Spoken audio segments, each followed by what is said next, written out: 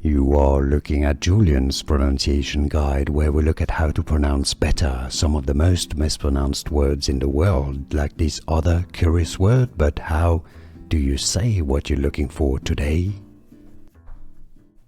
Let's learn how to pronounce this name correctly.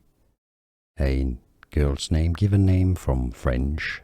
In French in France it is pronounced as Maëlys. Maëlys. The two dots on the E mean that the E is separated from the A. Okay, so you have two different sounds, A-E, Maëlys. So in English it's pronounced rather similarly, usually as Maëlys.